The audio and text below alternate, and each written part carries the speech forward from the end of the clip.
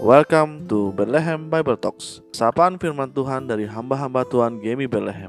Kiranya firman Tuhan hari ini dapat memberkati kita semua. Shalom, salam sejahtera bagi kita semua. Hari ini kita merenungkan firman Tuhan dengan tema akar pahit. Bapak Ibu, pernahkah merasakan sakit hati? Setiap orang pasti pernah merasakannya.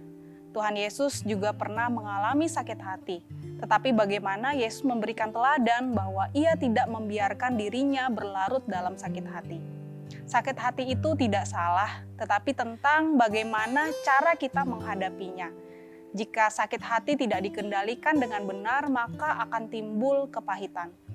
Surat Ibrani pasal 12 ayat 14-15 mengatakan, "Berusahalah hidup damai dengan semua orang dan kejarlah kekudusan, sebab tanpa kekudusan tidak seorang pun akan melihat Tuhan. Jagalah supaya jangan ada seorang menjauhkan diri dari kasih karunia Allah, agar jangan tumbuh akar yang pahit yang menimbulkan kerusuhan dan yang mencemarkan banyak orang." Surat Ibrani mengartikan akar pahit sebagai empedu yang pahit. Kepahitan karena rasa tidak puas atau sebagai akibat dari kebencian di dalam hati. Jadi sakit hati yang dipelihara akan berbuah kebencian. Kebencian yang dipelihara akan berbuah akar pahit. Bapak Ibu, ada banyak alasan dalam hidup ini yang dapat membuat kita sakit hati. Entah mendapatkan perlakuan yang buruk dari orang lain, entah itu ketidakadilan yang kita alami, tersinggung dengan perkataan orang lain, dan banyak hal lainnya. Hal ini tentu membuat kita terpuruk, murung, tidak bersemangat, dan banyak menguras pikiran dan tenaga kita. Membuat kita menjadi orang yang sinis, ketus, dan mengasingkan diri. Pada akhirnya kepahitan itulah yang akan menghancurkan hidup kita. Bunyinya saja sudah kepahitan. Jadi pahit yang kita pelihara, kita telan, akhirnya juga akan memahitkan hidup kita juga. Bapak Ibu, melalui teks firman Tuhan hari ini kita diingatkan di ayat 14. Berusahalah hidup damai dengan semua orang.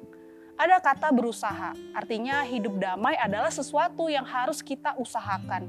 Jadi apapun sakit hati yang kita rasakan, usahakanlah hal itu tidak kita pelihara, melainkan kita belajar menyelesaikannya, melupakannya, memaafkannya, dan mengampuni. Kolose 3:13 berbunyi, "Sabarlah kamu seorang terhadap yang lain, dan ampunilah seorang yang lain apabila seorang menaruh dendam terhadap yang lain. Sama seperti Tuhan telah mengampuni kamu. Kamu perbuat juga demikian." Jadi ketika kita sabar, tidak mendendam, mengampuni, itulah bentuk kedewasaan iman kita kepada Allah. Percayalah Allah akan memulihkan hati setiap umatnya yang mau mengampuni sesamanya. Shalom, Tuhan Yesus memberkati. Demikianlah Bible Talks hari ini. Tuhan Yesus memberkati.